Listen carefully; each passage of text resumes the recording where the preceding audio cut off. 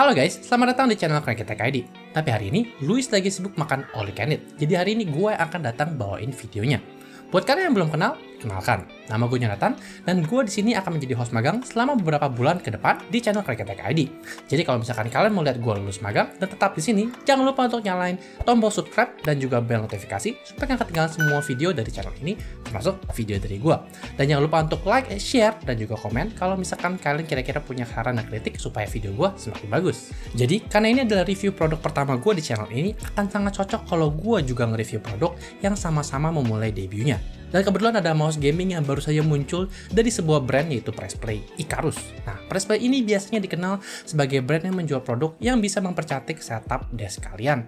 Model seperti keyboard dan juga desk mat.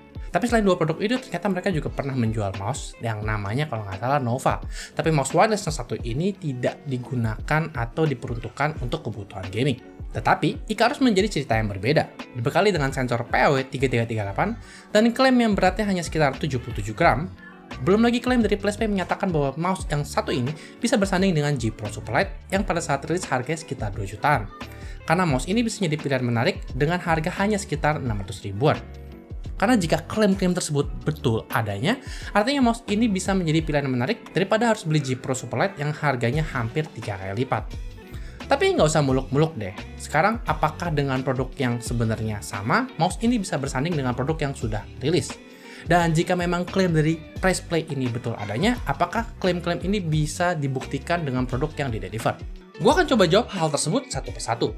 Hal pertama yang gue perhatikan adalah feel dari permukaan bodi Icarus yang satu ini. Karena permukaannya terasa sangat polos. Berbeda dari kompetitornya, Fanatec XT3 dan Daxa R2 yang memiliki coating pada kedua mouse tersebut. Selain klik kiri dan kanan, di bawah scroll wheel kalian juga bisa menemukan tombol DPI changer. Tombol DPI ini memiliki LED indikator yang menyala lampunya berubah setiap kali kalian mengganti DPI level yang berbeda. Pada sisi kiri terdapat dua side button yang bisa kita gunakan untuk penggunaan browsing atau sebagai tombol ekstra ketika kita sedang bermain game. Nah, side grip pada mouse Icarus yang satu ini menggunakan teknik grit sebagai pengganti grip karet yang biasanya hadir pada mouse high-end. Walaupun masih menggunakan bodi plastik, rasanya masih lebih mudah digenggam dan juga nggak rasanya licin dalam penggunaan waktu yang cukup lama. Desain mouse yang satu ini memiliki gaya yang cukup menonjol. Jika kalian perhatikan, terdapat jurang cukup dalam antara bagian klik mouse dengan juga bodinya, yang mengingatkan gua akan Logitech G903. Namun yang menarik adalah ada beberapa yang melakukan klaim bahwa mouse ini sebenarnya mirip dengan Razer Viper. Walaupun menurut gua bentuknya sekilas terlihat mirip, sebenarnya nggak juga. Karena gua udah konfirmasi bahwa lekukan body dari Razer Viper jauh lebih cukup dibanding dengan punya Icarus. Dan juga kalau kalian perhatikan soal HAM-nya, HAM Pressplay Icarus jauh lebih tinggi dibanding dengan Razer Viper. Jadi bisa dikatakan bahwa kedua mouse ini bisa dibilang tidak punya bentuk yang sama. Walaupun Icarus sudah tidak menggunakan desain unibody pada mouse yang satu ini, rasa mouse-nya ini kalau digenggam di palm grip itu agak kurang nyaman. Karena jurang antara left flick dan juga bodinya ini cukup jauh sehingga ada gap yang bikin tangannya gatal aja ketika dipegang. Nah, soal rekomendasi grip, karena gue kurang canggih, kemarin Luis sudah nitipin rekomendasi grip untuk mouse Icarus yang satu ini. Kalau tangan kalian di bawah 18 cm, kita kurang saranin untuk mouse yang satu ini. Karena bodinya cukup panjang dan hamnya cukup tinggi sehingga grip apapun akan terasa kurang nyaman kalau kalian pegang Icarus yang satu ini. Kalau tangan kalian panjangnya 18 cm, palm atau mungkin relax claw akan sangat cocok kalau kalian mengincar untuk membeli mouse yang satu ini. Dan kalau di atas 18 cm, kemungkinan fingertip atau claw akan sangat pas. Tapi karena kebetulan mouse Icarus ini memiliki bodi yang cukup panjang dan juga mungkin bisa dibilang kurang lebar, genggamannya kurang fleksibel untuk semua orang.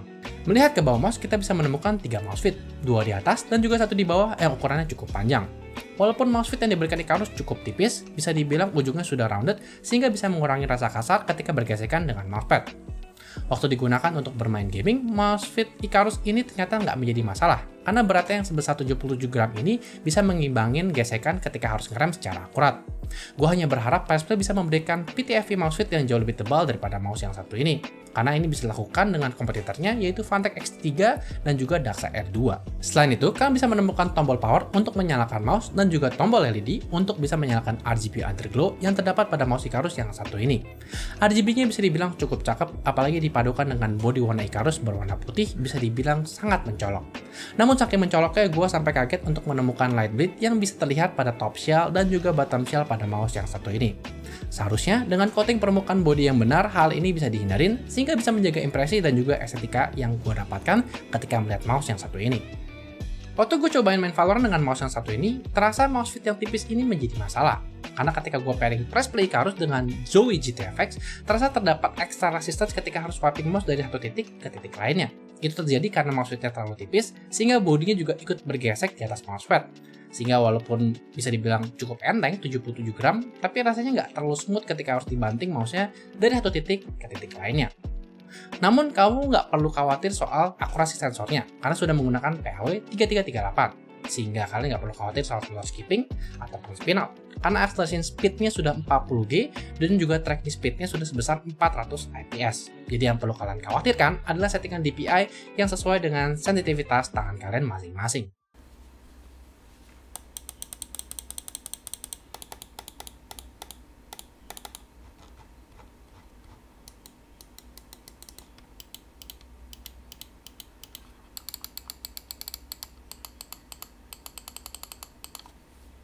Kalau kalian mau customisasi lebih lanjut, Icarus juga datang dengan kelengkapan software. Buat kalian yang bingung, kalian bisa menemukan link softwarenya di YouTube official Press Play yang membahas tentang Press Play Icarus. Dalam software ya, kalian bisa melihat status baterai dan juga kalian bisa memodifikasi semua tombol di mouse-nya untuk bisa berfungsi sebagai fungsi lainnya. Selain itu, kalian juga bisa menemukan fungsi untuk pengganti DPI changer, pengaturan lampu, makro, dan juga beberapa fungsi seperti sensitivitas dan juga pengaturan polygrade kalau misalkan Icarus kalian belum settingnya ke 1000 Hz. Ada beberapa hal yang menurut gue membuat mouse Icarus ini terasa kurang lengkap.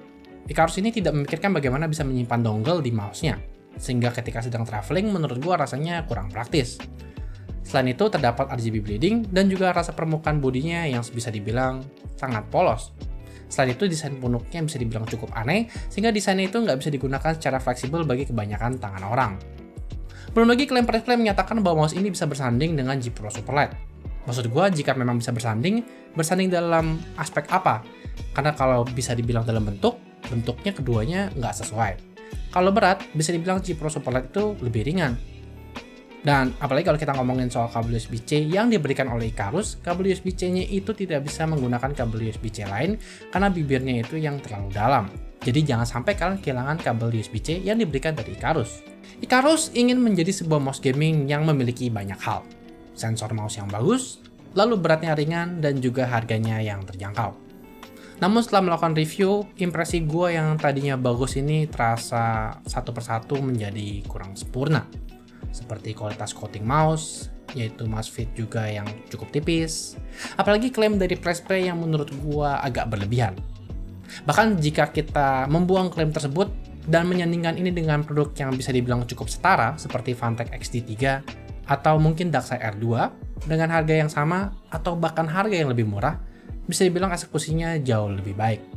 Jadi gue berharap Press Play bisa mendapatkan poin-poin ini untuk menjadi catatan, untuk bisa merevisi dan menciptakan mouse gaming yang tentunya lebih baik lagi. Segitu kiranya review gue untuk Press Play Icarus yang satu ini. Apakah kalian sudah mengincar atau sudah menggunakan mouse yang satu ini? Sekiranya ada impresi atau mungkin pengalaman yang belum gue share di pembahasan ini, jangan lupa untuk tulis di kolom komentar di bawah. Seperti biasa, jangan lupa untuk like dan share dan juga follow semua sosial media Cranky Tech. Dan kalian juga bisa ikut join komunitas Discord kita untuk obrolan yang lebih gokil. Nama gue Jonathan, dan sampai jumpa di video selanjutnya.